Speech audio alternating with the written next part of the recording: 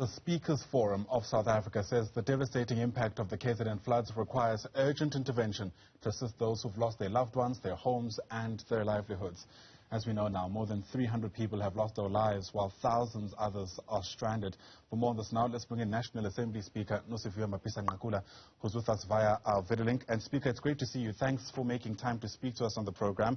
Of course, many people have weighed in, given what's currently taking place in KZN. In fact, as I've mentioned, it's a story that's also caught the attention of international news outlets. How are you, as a group of legislatures, hoping to make a difference?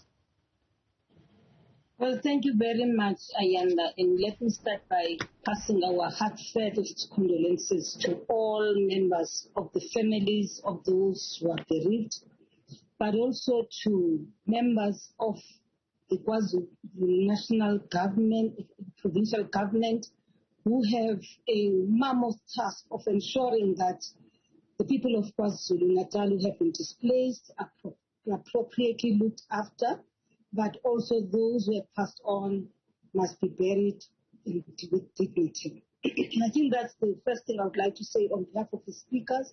Yes, we had a speakers forum where this matter arose.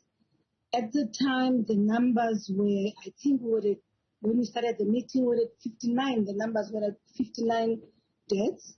But by the time we left the meeting, we received a report that the numbers were about 283.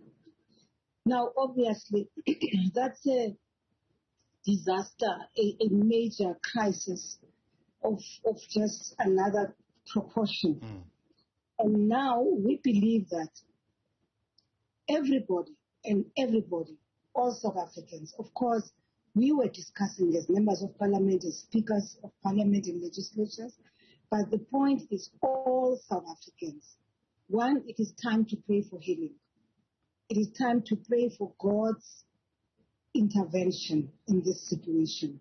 But not only that, we need to go beyond that. We need to find ways of supporting the government of KwaZulu-Natal in whatever way. And we have agreed that so we probably need to look at collecting of clothes. People must establish food banks, and we were saying these can be done from the different legislatures. Each legislature must show some kind of action, take action, because it doesn't help to say, I support you. You have my deepest condolences if there is nothing in hand which you are providing. So we are calling on all members of parliament, wherever they are, in whichever provinces, to do whatever little they can, if only to alleviate the load on the shoulders of those who are tasked with this responsibility in KwaZulu-Natal. Yeah, we know a state of disaster has now been declared there. I wonder if you're able to help us track what that means for the kinds of legislative requirements that are relaxed now and the kind of rules perhaps that enter in an effort to try expedite whatever assistance people in KZN are currently needing. Well, you know that the national state of disaster which was there, which has been lifted, was meant to really curb the spread of the pandemic called COVID-19. But yes, we do have a state of disaster falling under COPTA, which certainly by now must have been declared. I'm sure the minister has declared it already through cabinet in KwaZulu-Natal. And of course, once that happens, it assists everybody to put all their hands on deck to give whatever assistance which is necessary for the people of KwaZulu-Natal. But of course, what that means is that also government itself, be it national or provincial government, will have, once they declare that it is a disaster area, will be able to spend resources to deal with that situation, to help the displaced, to provide food. Of course, there will be NGOs such as what I heard yesterday, that already Gift of the Givers is on the ground assisting, and that's a group that over the years has been very deeply committed in assisting people when they are confronted with this kind of catastrophe.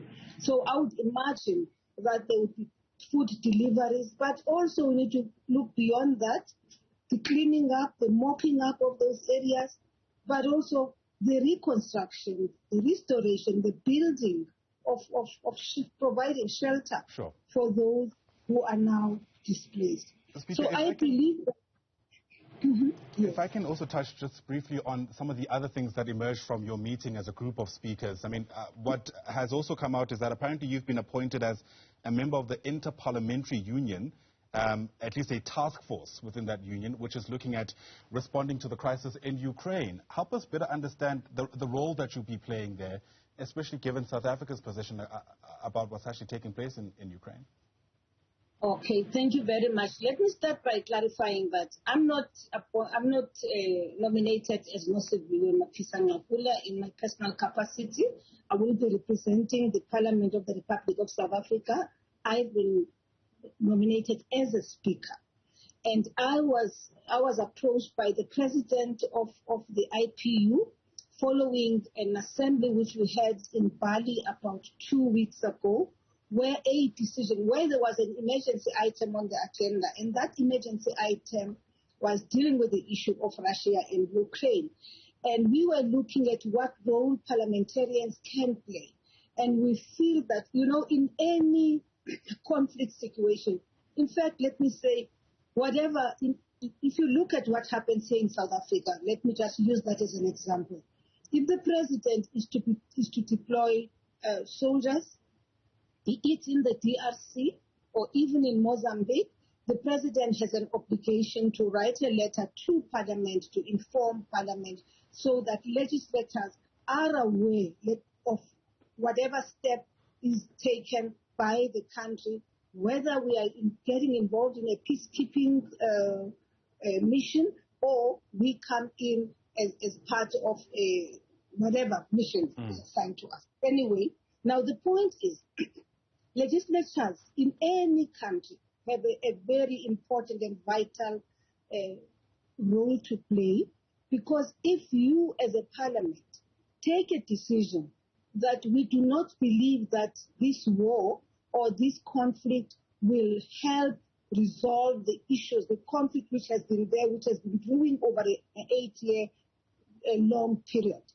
If the parliaments of those two countries adopt a stance that, one, this conflict must come to an end, and that, two, there should be, of course, cessation of hostilities to allow for mediation efforts. The unfortunate thing is that for a long time this conflict has been brewing, and the world stood idle and did not make a meaningful intervention by way of bringing the two countries together. Now, as parliamentarians, we then said, let us assist, let us engage the parliamentarians of the two countries so that they can put pressure on their governments to find a meaningful solution to the problem of Ukraine and Russia. And I must say, as a parting shot on that matter, I think the stance of South Africa is a very good one. If you are not, you have to be impartial when there are these kinds of situations, with these kinds of conflict, in order for you, when you are called upon to mediate, to make a meaningful mediation, to be a good mediator who does not come in with a position that seeks to be judgmental to the one group against the other. Yes.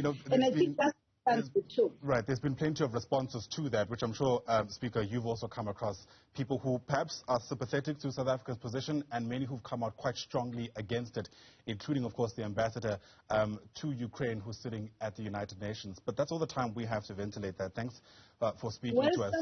Sometimes people find it easy to agitate for war because they've never been in a war situation. We don't want a third world war. And you know that if any war were to break out, and what impact it will have on us here in the African continent. Thank you. I'll allow you to have that final say. National Assembly Speaker Nosiviwe Mapisa-Nqakula, thanks very much indeed for your time.